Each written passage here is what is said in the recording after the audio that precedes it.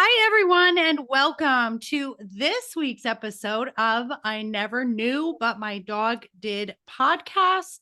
I am Maureen Scanlon, your hostess and life coach, Maureen, as most of you know me. Today, I'm so excited to have such a wonderful guest is going to give us so much information, and I have questions, and I told her I'm hoping I'm going to get all the questions that I think listeners you would want to ask her. So let me tell you about her. So author Lisa Skinner is a behavioral specialist with the expertise in Alzheimer's disease and related dementia. In her 30 plus year career working with family members and caregivers, Lisa has taught them how to successfully navigate the many challenges that accompany this heartbreaking disease. Lisa is both a certified dementia practitioner and is also a certified dementia care trainer through the Alzheimer's Association. She also holds a degree in human behavior. She has two books: Truth Lies in Alzheimer's, Its Secret Faces, and her number one best-selling book, Not All Who Wander Need Be Lost. It was written after someone as someone who has had 8 family members diagnosed with dementia. Lisa found her calling in helping others through the struggle, and they can have a better quality relationship with their loved ones through education and offering workshops on counterintuitive solutions and tools to help people effectively manage the symptoms of this brain disease. Without further ado, oh my goodness, welcome, Miss Lisa. Thanks, Maureen. Thank you so much for having me on the show. This is such an important topic for so many people, and so many families are just, terribly impacted by this disease. So this is very, very special to me to come on and talk about it with you. I love it. And I'm so grateful that you are here with us, because I agree with you. And I think it's becoming more rampant than ever. And I think everybody knows someone that has been affected by dementia and Alzheimer's. And this is not just an old people's disease anymore. There's things that are happening. And this is what I cannot wait to dive into. I don't know if you, or if listeners, those of you who know me, I started in nursing, and I actually started in an Alzheimer's unit, in a locked Alzheimer's unit. Yes. My goodness, I didn't know. I see. It was like, that's how you speak to me. I see that and I'm like, oh, this is amazing.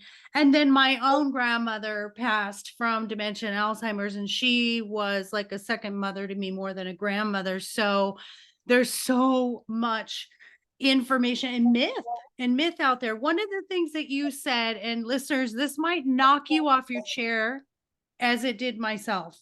One of the things that she said is that in 2050 worldwide, they're saying that the number of people who will develop Alzheimer's disease will triple.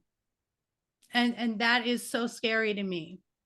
It really is. And those are projections that are given to us not only by the Alzheimer's Association, specifically in the US, but the National Institutes on Aging, the World Health Organization.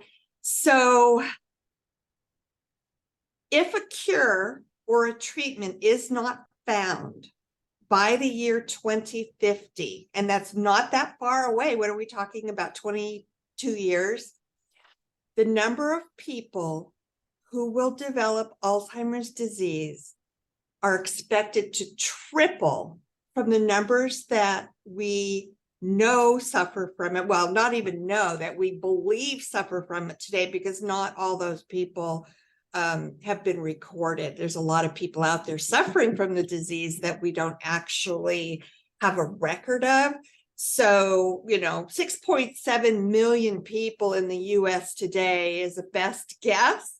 I'm sure there's more than that. That number is projected to triple in the US. And we are talking over 100 million people worldwide that will develop Alzheimer's disease by the year 2050. So those numbers are pretty staggering if we continue to go on the path that we currently are on with no cure and no treatment even. Yeah, yeah. It's all like this big unknown still. And even in the day and age of technology that we live in and all of the medical advances and medications, it's still this big unknown. So here on I Never Knew, we like to start off with your story and how, because I really feel, I always say, when you're talking to someone, it's so much more relatable when they've been there and they can say, I've been there and I've done that. And so you had 8 family members diagnosed with dementia or Alzheimer's. Tell us about that and how that really set the trajectory of you wanting to do this.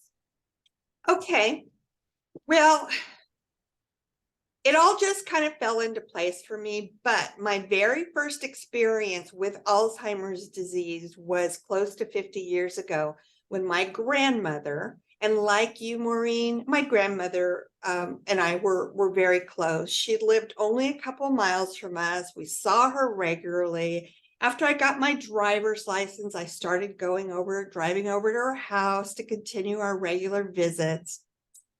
And one day, I went over there and was completely taken off guard when we were sitting in her living room and she started to tell me about birds that were living in her mattress that would come out at night and peck at her face. And then she proceeded to tell me about the rats that were running all over her house and they were trying to invade her home, and the men who were constantly breaking into her house and stealing her jewelry. And oh, by the way, they are going to kill me. And I'm listening to this as a 16-year-old. I never even heard my grandmother tell a fib before. And here's all these far-fetched stories are coming out of her mouth. And I just didn't know how to respond to that. So I said, okay, Grandma, let's go in your room and check this out. So I led her into her bedroom and I threw her covers and her sheets and her blankets off. And I'm saying to her, okay, well, show me where they are. And I flipped up her mattress and looked underneath it. And I said, show me where these birds are coming in and out of. I'm not really seeing where they're accessing your mattress. And she says to me so brilliantly, she says, oh, you might not be able to see them, Lisa, but they are there. They're very, very clever. And I left it at that. I wanted to argue with her, but I was taught not to argue with your elders. And we just always had that kind of a relationship.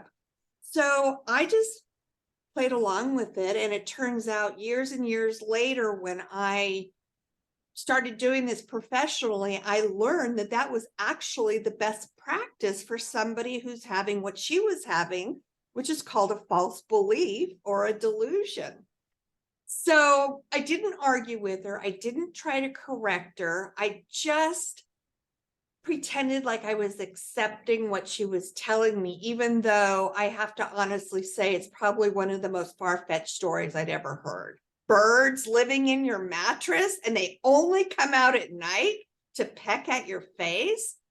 So anyway, as it turns out, unbeknownst to me, my grandmother was also calling the police 4, 5, 6 times a day, reporting these stories to the police. And they did send officers out on a couple occasions to check out her claims. And of course, they didn't find anything or any evidence of anything. So the calls continued. And then one day I was at home with my mom and there was a knock on the door. And the chief of police was standing at our door. My mom invited him in, and she basically said to my mother, your mother is calling us up to 6 or more times a day, reporting birds living in her mattress, men trying to harm her, stealing things, rats invading her house. And he said, look, we don't have the time or the resources to continue to take these calls and respond to them. And then he looks at her and he says, you've got to do something with her. She's a nutcase. We just can't handle these calls day in and day out. And I'm listening to this and I just felt this rage come over me. And I thought to myself, how dare he? This is the chief of police. This is his job to protect the civilians. And he comes over and he dares call my grandmother a nut without even, bothering to ask, well, is there something going on with her? Has she been tested? Has she seen a doctor? He just blatantly called her a nutcase. And that stuck with me all the way through this day. I've never forgotten that. And that was my first experience. Back then, I said to my mother, I said, Mom, did you know that this was going on with Grandma? And she said, yes, but we don't talk about it, which was very common almost 50 years ago. It's still common today. It is. It really is. Now, was that now in your professional life that you've learned of all of this, is that a sign of dementia or actually Alzheimer's? What's the distinction between that? So that's actually a very important distinction. So let me clarify that for everybody, because there's a lot of confusion between what is Alzheimer's, what is dementia. A lot of people think it's the same thing. A lot of people think they're two completely separate diseases. So the best way for me to explain the difference is Alzheimer's disease is an actual brain disease. There are over 100 known brain diseases that cause dementia. So dementia is not a specific disease. It's actually a syndrome. And when we use the term dementia, we're using it as an umbrella or broad-based term to refer to the symptoms that brain diseases cause. So let me explain it to you, kind of like getting the flu or a cold, because we've all had one at some point in our life. And we know we're coming down with something because of the symptoms that we get at the time. Some of us will get a fever. Some of us will get chills and body aches and headaches. And, they vary from person to person. But it's the first clue that something's going on with us, that we might want to go to the doctor and find out, is this the flu I have? Is this a cold I have? And more currently, is this COVID? But our first clue are the symptoms. Okay. So when we refer to dementia, think of it as the symptoms that you're starting to show that give you the clue that you're coming down with something. So dementia really is a term referring to symptomology. Wow. I love that you just clarified that for us, because I know they've been grouped together. I know people have said, they have dementia, but not Alzheimer's. Is this true or false that Alzheimer's can only be confirmed once people have passed and they do an autopsy? Yes, to date, as of this conversation, that is still accurate. Okay. So really what it comes down to is a best guess and a process of elimination. So what doctors will do when people start showing the signs of an Alzheimer's disease or one of the other brain diseases, they go to their doctor and they tell the doctor, just like we do when we think we are coming down with a cold or a flu or something. This is what I've seen my mother experiencing, or my father, or my grandmother. And this has been going on for quite some time. So the first thing they do is they try to figure out what it's not. Okay. Yeah. And after eliminating other possibilities that mimic very similar symptomology to this dementia, as of today, they can narrow it down to a brain disease. Alzheimer's is the most common one of the brain diseases that causes dementia. But let me just kind of give you this caveat. So do you remember a musician, very famous in his day? His name is Chris Christopherson. Yes. I loved him as a teenager growing up, and I admired him. And so as it turns out, Chris Christopherson, now this is a perfect example of the point I'm trying to drive home here. Chris Christopherson was showing all the signs of Alzheimer's disease, or one of the brain diseases that causes dementia. And he was actually given a diagnosis of Alzheimer's disease and treated for 3 years for Alzheimer's disease. Then somehow he had a friend, or his doctor had a friend, and they decided to send him for a Lyme disease test. Well, guess what? He tested positive for Lyme disease. He did not have Alzheimer's disease. He had Lyme disease, and some of those symptoms mimic the same symptoms that we see with dementia. So after being treated for 3 years, they changed his diagnosis because there is a test that will show positive or negative for Lyme.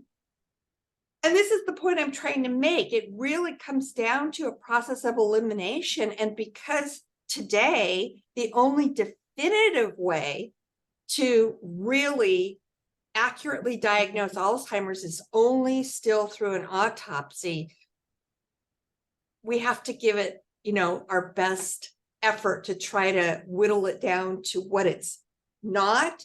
But in that case, it still doesn't mean that it's necessarily Alzheimer's. Now, that was kind of an exception for the case, but it's a true story. I love that example. And one of the things that I noticed in my patients, especially when they were elderly, was when they had urinary tract infections. It caused a lot of this cognitive diminishing, and it actually showed itself as confusion, forgetfulness, dizziness, a lot of the same symptoms. And then you clear up the UTI, and then they were actually more clear. So I love that you're saying there are so many things that can kind of fool us into automatically jumping to that Alzheimer's diagnosis. Now, and what you're saying is absolutely true. And I can't tell you how many people have approached me and believed that their loved one had developed Alzheimer's or, another brain disease that causes dementia. And the difference is when it's caused by a urinary tract infection, it comes on very quickly. Alzheimer's disease or other related dementia does not. It takes years before the symptoms are so obvious that you really realize something's wrong. So that's a difference. But I have had a lot of people say to me, oh, just all of a sudden, take her to the doctor, have them check for a UTI. And a lot of the times it is, because it just doesn't happen overnight like it can with a urinary tract infection. I had a guest on a few months ago, and his name was Matthew, and he walked us through the journey with his wife, who actually was diagnosed in her 50s. And so I want to talk about the distinction between the early onset and the later onset. And his experience with his wife was that she had sort of a psychotic break, and then from there she really diminished. Is that something that you've seen before, where we can have sort of a psychotic moment, or is that something that was already there and then this just kind of brought it to light? That's a great question, and I've seen it. Well, let me put it to you this way. We kind of have a saying in our industry that if you've met one person with dementia, you've met one person with dementia. And the reason why is because every single person experiences it differently. It's caused by, not everybody is suffering from the same brain disease. And the other thing that really complicates the mix is that people can be suffering from more than one cause of dementia at the same time. So people can have Alzheimer's disease and vascular dementia at the same time. So Oh, impacting different parts of the brain, or they could have Lewy body disease and Alzheimer's disease going on simultaneously. So this is part of the reason why everybody experiences it differently. But I will tell you, with early onset Alzheimer's disease, which is the rarer form of Alzheimer's, and it shows up before the age of 65 versus the typical Alzheimer's disease is after the age of 65. It typically is a faster progressing process. So it moves more quickly. People go through it more quickly than the typical Alzheimer's disease. The average person lives with Alzheimer's disease from, anywhere from 8 to 15 years after the onset of the symptoms. They become noticeable. My grandmother was a 20-year. yeah. So early onset typically moves faster than the traditional Alzheimer's. It does show up in younger years. And it is genetic. So people who carry the APOE4 gene would have a much higher risk of developing early onset or even regular Alzheimer's than somebody who doesn't carry that gene. But it still doesn't mean that you will definitely develop it. It just puts you at a higher risk, but there's so many other things that put people at a higher risk as well. So, I can't yeah. wait to get to that, because there's probably, so many myths and so many, fears around what causes Alzheimer's. And we're all just kind of doing this guessing game. And I'm so happy you mentioned the APOE. And they've been saying, people have been doing this genetic test. And to me, it's sort of the same as the BRCA test for breast cancer. Just because you have it does not mean you're going to develop it, but it does give you more knowledge that you have a higher predisposition genetically to do it. And I cannot remember who Matthew said, one of the celebrities, I think it was Ryan Reynolds, but they had taken the test. Oh, that's Chris Helmsworth. Oh, Chris Hemsworth. Yeah. Where did I get Ryan Reynolds? Now he took the genetic test, and he actually is carrying 2 APOE4 genes. So he got it from both his parents. That's very, very unusual and rare. Okay. But does that mean, carrying 2 APOE4 genes, does that mean that, he's kind of sunk and he's definitely going to get it? No, it just puts him at double the risk of somebody carrying 1 gene or somebody carrying no genes.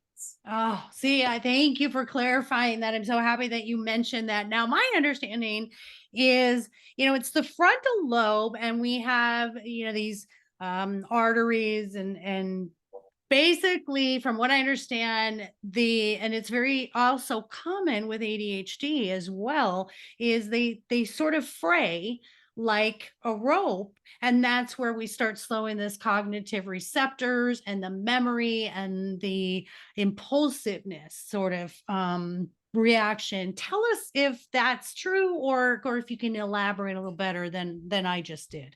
Sure. All right. So as I mentioned, the most common form of dementia is Alzheimer's disease.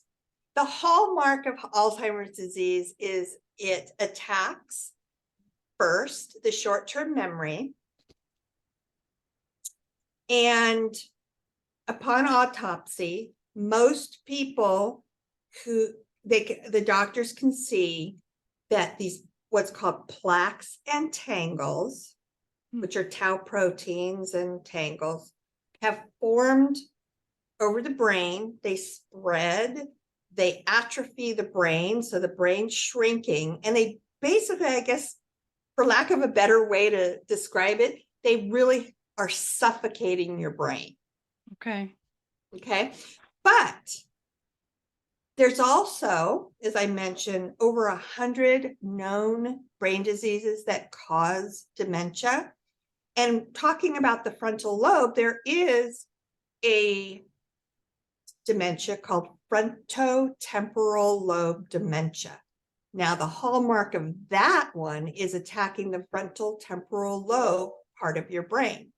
And that's our thinking center. That's where we are, where our emotions are controlled, and our reasoning, and being able to rationalize things.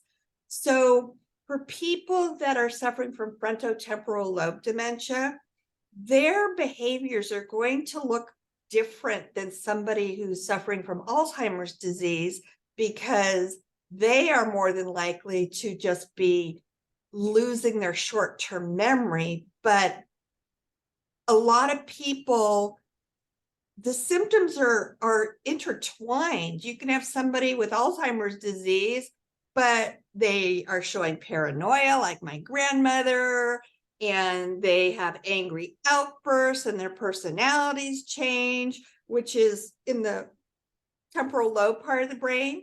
But we still see the impact of the changing brain with Alzheimer's disease in those arenas. So, and then again, to complicate the situation even more, what if the person is suffering from several types of brain diseases that are causing? Then you're all over the Yes, that's what I was just going to ask you, is what other diseases tend to get, sort of misdiagnosed as dementia or Alzheimer's, or vice versa? Because I know in doing studies, myself, my son has ADHD, my daughter has ADHD. So very genetically, we have these ADHD things, and it is receptors, and it is impulsiveness, emotion control. I did see a lot of combative patients when I worked with Alzheimer's. And so there is a lot of misconception. Do you think that there are some diagnoses that get misdiagnosed that should be dementia, or some that are diagnosed as dementia that are something else? What do you see, or what have you experienced with that? Well, if we are referring to dementia kind of in a generalized term, so I don't know of anybody who has developed Alzheimer's disease that doesn't have dementia. Mm. But there are many people, Michael J. Fox is an example, who has Parkinson's disease with no dementia. So that's one of the diseases, neurological diseases, that comes with dementia, or you don't show the cognitive decline. Huntington's disease is another one. But when we're referring to dementia kind of as a generalized term, a lot of the brain diseases do cause dementia. And it really, what it comes down to is what part of the brain is being damaged first. Mm. So like I said, if you have Alzheimer's disease, your short-term memory is probably the first part of your brain to be attacked. If you're suffering from Lewy body disease, you're developing Lewy bodies in your brain, and that's a different part of your brain. And so your symptoms might be a little bit different or varied from the person with the Alzheimer's disease. So, and then if you have mixed dementia, then, several parts of your brain could be being attacked and damaged simultaneously. And so that's why I say everybody kind of experiences it differently. And there's nothing really set in stone that, okay, well, you have Alzheimer's disease, so this is what you can expect, because everybody goes through it differently. Gosh, it's What it's so intricate and complicated for, medical professionals to even diagnose. I mean, listening to what you're saying, I can see how misdiagnosing or underdiagnosing would be so prevalent, and why you doing this advocacy and awareness is, we've got to do more research. We've got to do better. We have to really, we really need to get serious about this. I happen the other to thing that makes this disease so difficult, especially for the families, is, and this is a fact, most people are not even diagnosed with Alzheimer's disease till they're already well into their mid stages.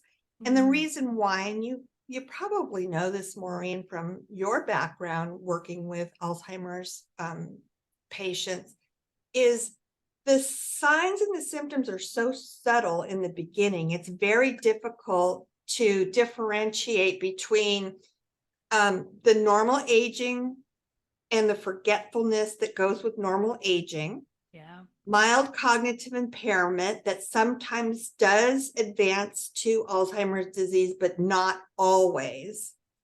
And so by the time somebody's symptoms are so blatantly obvious that the family takes them to the doctor, or the doctor's able to really, pay attention to what the symptomology is, they're already into their mid stages of the disease. And that makes things even more complicated for everybody involved, because it's like, okay, well, now we have to be reactive versus proactive, because now there's no question that there's something going on. And my probably biggest takeaway from all the way back to my grandmother showing signs of dementia, and back then they called it senile dementia. They didn't even refer to it as Alzheimer's back then. To 7 other family members. Oh, and by the way, I also had a dog with doggy dementia. Oh my goodness. That's another story. She said dogs, listeners, my heart just sunk, but Well, that's a real dogs thing. get dementia. And when my dog was about 13 years old, no, 15, I started noticing a lot of the same behaviors that I had been observing in humans for decades. And I'm thinking to myself, oh my gosh, am I just reading into things? I didn't know dogs got dementia. So anyway, I took him to the vet, and the vet said, oh, Lisa, no, you're spot on. Dogs definitely get dementia. We call it cognitive, canine cognitive dysfunction, and it's synonymous with our Alzheimer's disease. And 50%, the statistic now is 50% of dogs will develop it starting in, 12, 13 years old. And for the same reason that we as humans do, we're living longer. Yeah. We have so many medical advances to treat all these diseases and things to keep our bodies alive, but we have nothing that we know of that can maintain the integrity of our brain. So that's why those statistics are now so high. Half of the dogs starting at age 13 are showing signs of canine cognitive decline. And my dog lived till he was 18 and a half years old. Oh my word, which is like a record in itself. That is so that is really a longevity for any dog, even our littler dogs who tend to live a little bit longer. I want to go back to what you said about how most of the time they don't get diagnosed till they're in the mid stages. So my experience with my grandmother, and my grandmother lived literally a block away from me and like 10 houses down from me. And so she literally was my second mom, and I stopped there for breakfast before getting the school bus. And I remember, so I'd seen her often, and I remember going to her house. She had lost her checkbook. She said, I don't know if I left it at the bank. And I'm like, oh no, we're going to find your thing. Then she proceeded to tell me, and she was still driving at this time, she was 80. And she proceeded to tell me she got lost on the way to somewhere where she has lived for, she lived there for 20, 30 years. And she got lost on her way going to, it was the bank or Walmart or something like that. I instantly saw it. I had worked with people, right? I'm no expert, I'm no doctor or anything like that, but I had seen enough to know, hey, something serious is going on. I go to my parents and I said, I'm really concerned. I don't think you should let grandma drive anymore. I'm really concerned she got lost. She lost her checkbook. And my mom and dad, bless their hearts, said, well, the doctor said she's fine. And I said, but she's not fine. I said, let's just have her checked out. finally, what happened was she fell over. She had a UTI. She wasn't feeding herself. She wasn't taking her high blood pressure medication. She ends up in the hospital. And then my parents essentially are forced to take her in. Um, I said, we need to get a caseworker. We need somewhere where she can have specialized care. My father had a heart problem. My mother worked full time, and we could not get the assistance, which I'm looking forward to some resources from you, could not get the assistance to get her into a place where we could get her to be taken care of. She did live to be 95 years old. Oh, wow. I know, unbelievable. But as you and I both know, usually when it comes to Alzheimer's, the body can outlast the mind. And usually the ones that I've seen in my own informal research and working with them was their bodies were healthy. I mean, they were go-getters, they were up, and they were little escape artists. And so what is that in relation to why does that happen? Why is the brain essentially kind of checked out, but the body is much healthier than a lot of us who, still have our cognitive functions? Yeah, and that's actually very common. I've seen that with so many people suffering from dementia. And my grandmother, that was true of my grandmother too. She was healthy, but her brain was declining very rapidly, or much more rapidly than the rest of her body.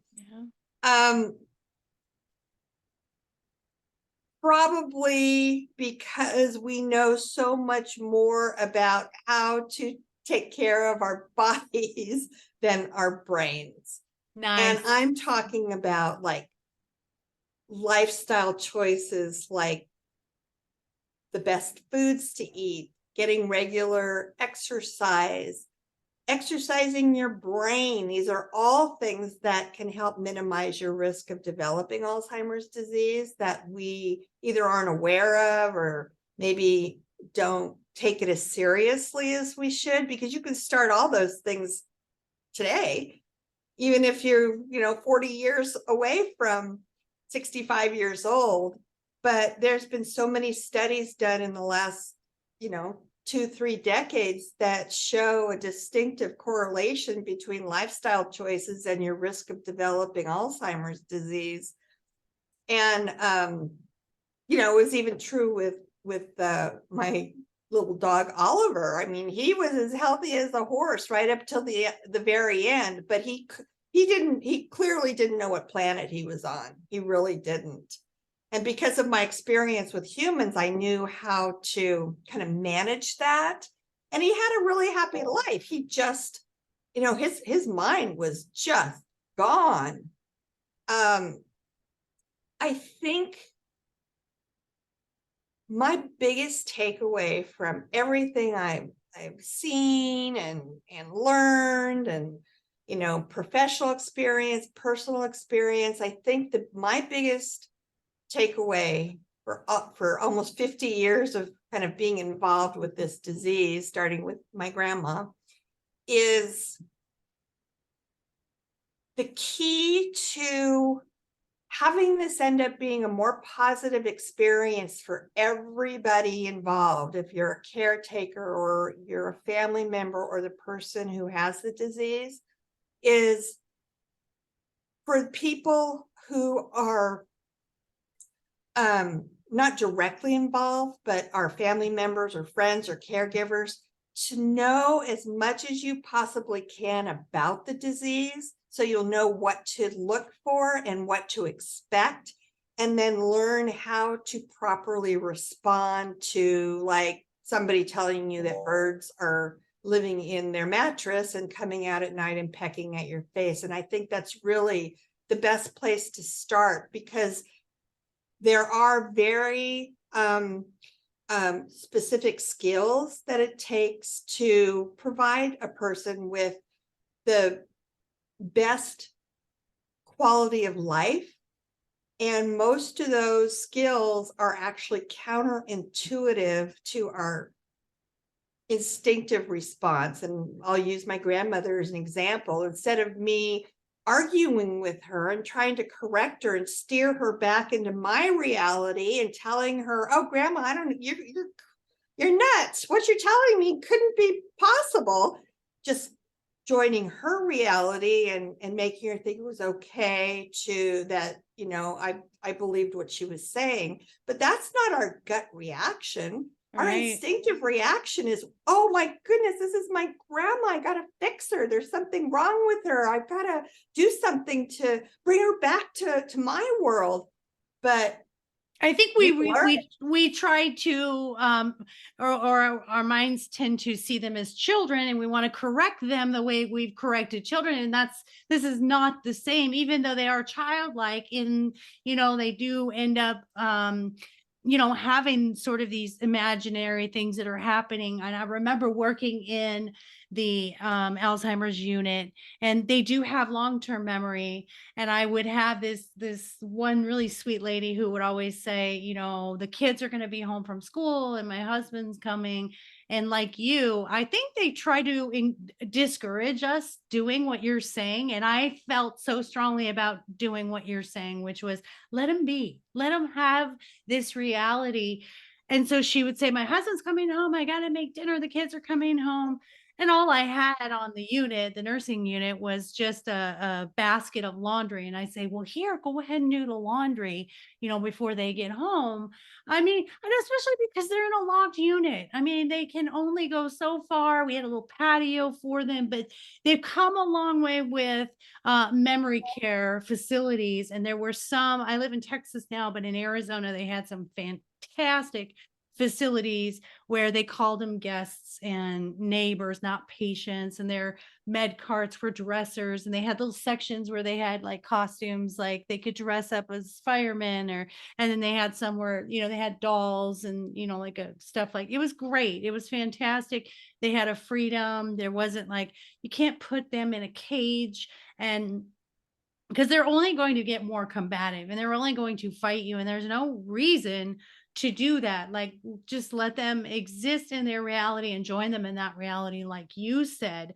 And I did work for a corporation for 27 years, Banner Healthcare in Arizona, and they are doing really big things on Alzheimer's research. So Banner Alzheimer's Institute is doing really great things to do more research. I want to ask you, I had a Christmas miracle, and I still to this day don't know why this happened. So my grandmother, we know, was full blown Alzheimer's. She ended up in a nursing home, and I remember the first time she didn't know me, and that was the biggest gut wrenching knife in the heart. I understood it, but it hurt me when she didn't recognize me for the first time. But I remember going on a Christmas Eve just before she passed, and she's sitting in the dining hall, and I come in there and I said, it's Christmas Eve, they're playing Christmas music. And she had a moment of complete coherent clarity. Why does that happen? My sister had the same experience, and it wasn't very often. It was just this one time, and it was Christmas Eve, and she passed in March. And I still to this day am like, thank you for that gift, Grandma. But is that something that you hear happens, where there's this moment where you're like, they're fine, they're still there. What? No, there's nothing wrong with them. Why do they have moments like that? I'll tell you. And if people listening don't take anything else away from this conversation, what I am about to tell you is probably the most important thing that you can know about what is happening to the person with Alzheimer's disease. And it's going to explain to you why that happened. So this is the best explanation that I have come up with to help people understand answering this question. Think of, now I told you the hallmark of Alzheimer's disease is it attacks the short-term memory first. Mm-hmm. Okay, so think of that short-term memory being hooked up with a switch, like a light is hooked up to a switch that can be turned on and turned off. Now, in the very beginning stages of the disease, that short-term memory switch is on more than it's off. So the short-term memory is functioning pretty normally. Once in a while, it that switch goes off, but it's very,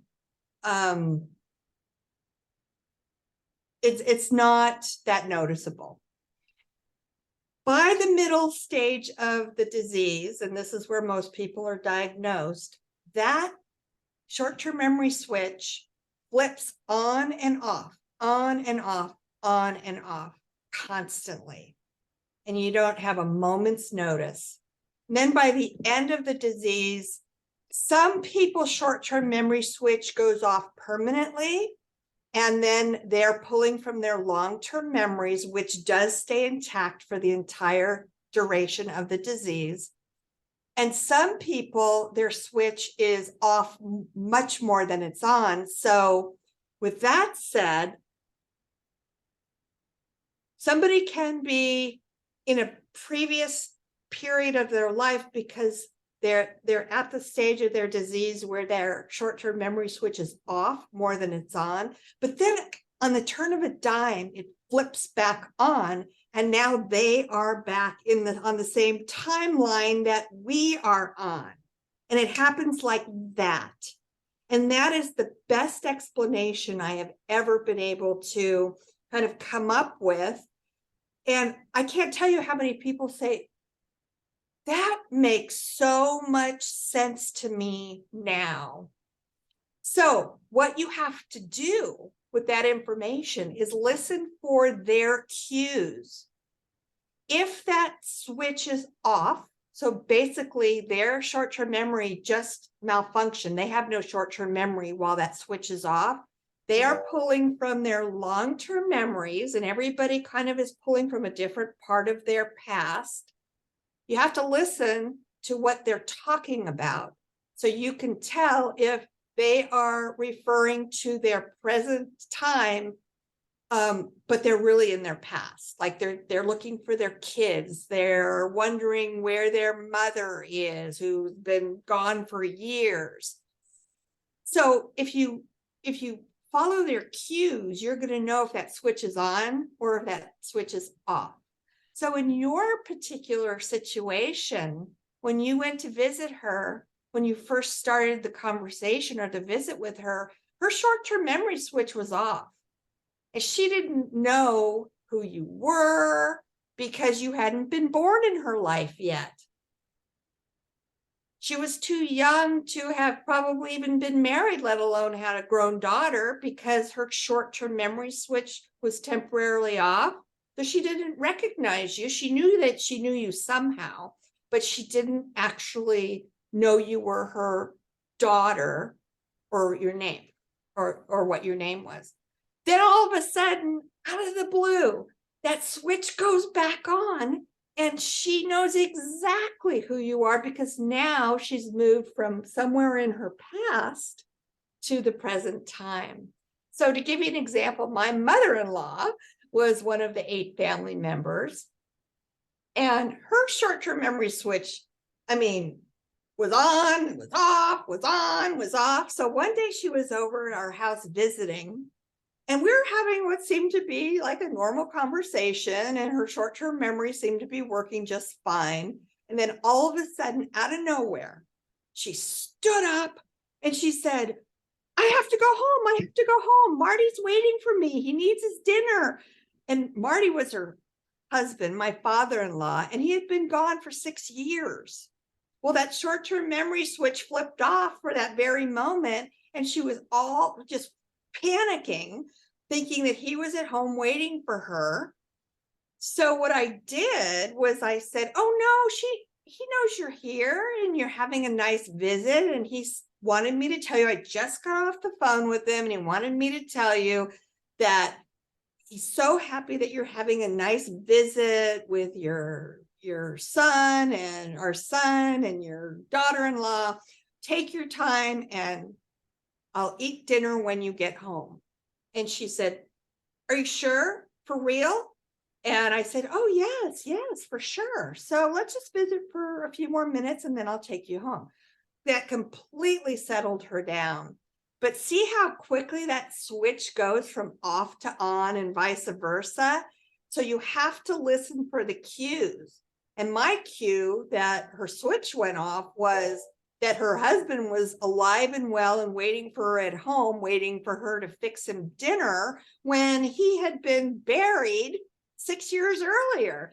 But there's nothing I could have said. I couldn't have said, "Oh, Mom, don't you remember? Dad passed away 6 years ago. What are you talking about?" I mean, that could have been like she was hearing it for the first time, because in her mind, she wasn't aware of it. She thought he was fine. You have to Right. be really careful how you respond to these false beliefs Yeah. until the Yeah. until the switch goes back on. That is, So, you're right. That is a really great depiction of how it happened. And I also feel that, so my grandmother was completely deaf. I mean, nerve deaf. They think it was either scarlet fever or she got, she says she got dropped on her head, but I don't believe that. But she started going deaf around 18, 19 years old. And then she progressively got worse, got hearing aids, and was officially completely deaf by the age of, I think, 35. So she hadn't heard music for a very long time. I almost feel like when I said to her, it's Christmas Eve, they're playing Christmas music, she read lips. I said, they're playing Christmas music. Look at the Christmas trees. And she knew me. She knew asked about my kids. And she said, "Oh, are they playing this song?"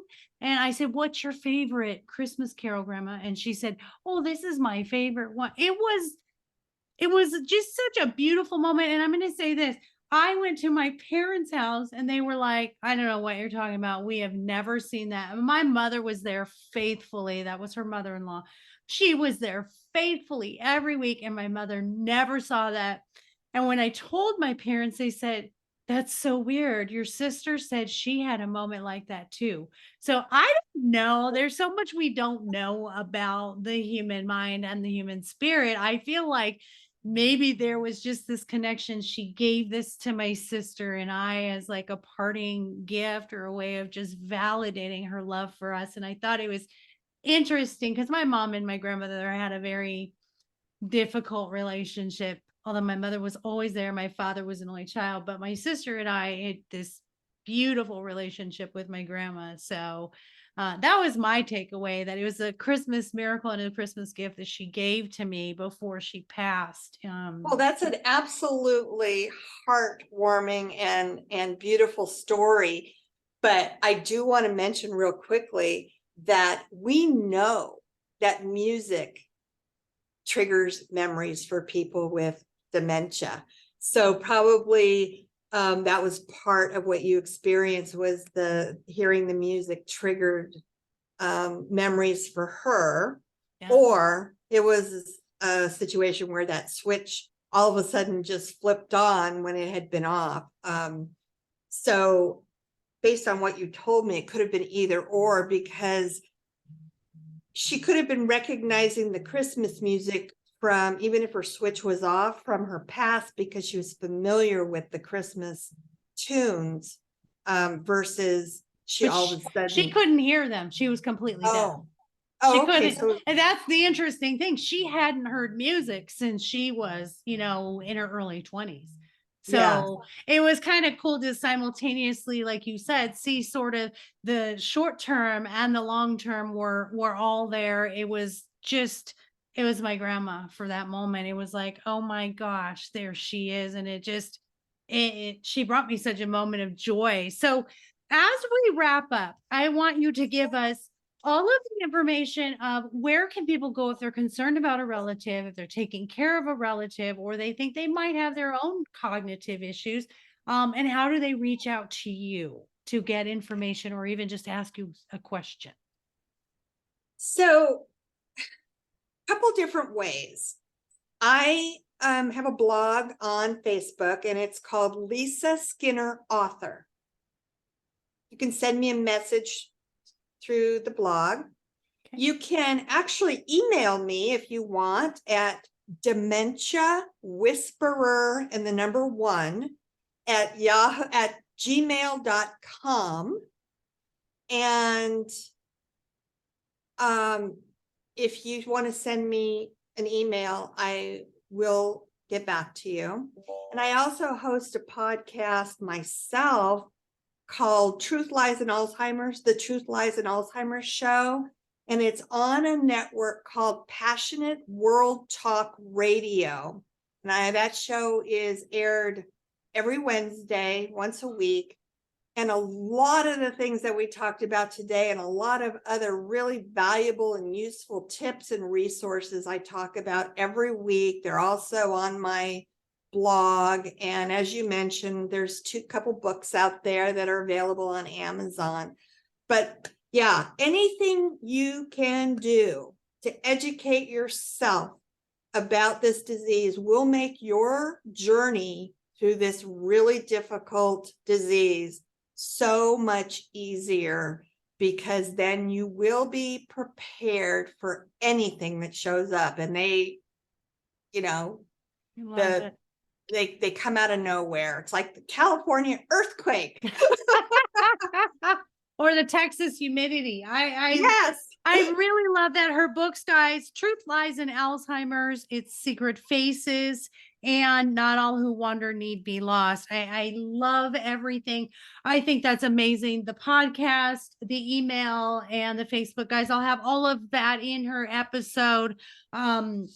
So, it's nice to have a support system and to have someone like you with such a service giving soul and heart to want to help others, because we have our struggles. I say I'm now the voice my younger self needed, and you are also the voice that your younger self needed, learning all of this. And even the canine dementia is, near and dear to me, because the dogs are everything. So I thank you so much, Miss Lisa Skinner, for being here today, for all of the information. I could have talked to you for 3 more hours.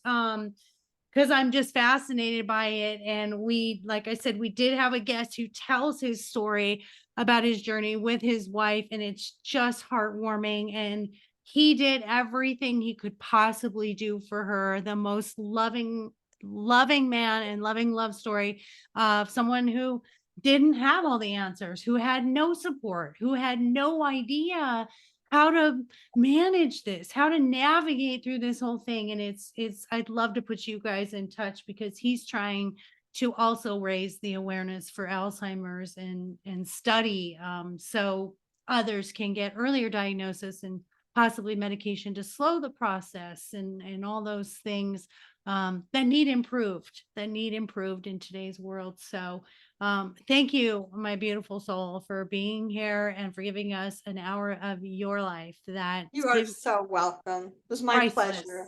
Priceless. All right, listeners. Well, that's going to do it for this week's episode. I hope you enjoyed this as much as I did, and I hope it really helps those of you who are going through any situation, or even in the future. This will be something that you can, that seed can be in your mind, and you can say, I heard this wonderful woman talk about Alzheimer's on a podcast. I want to reach out. So we're here to help everybody build this community, give you hope and help and support and encouragement. It's what we're about, lifting the community, lifting each other, and just helping us through this thing called life. If you guys need any life coaching, you know where to find me.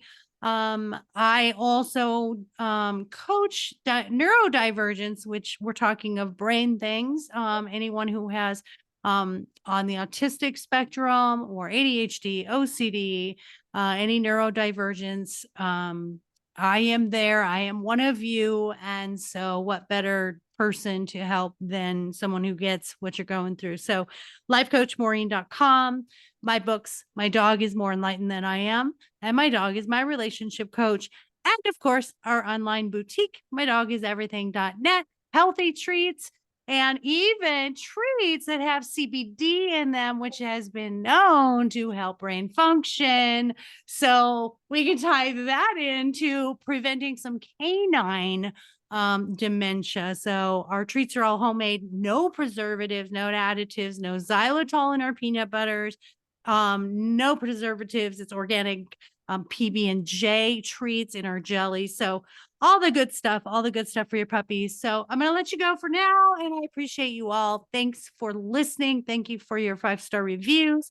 Reach out to me if you want to be a guest Or if you want to get a hold of any of our guests, or if you just want to talk and say, hey, how's it going? I'm here for it. So until next week, take care of yourself, take care of each other. Most of all, take care of those furry babies. Please adopt and don't shop. Love you all till next week. Bye.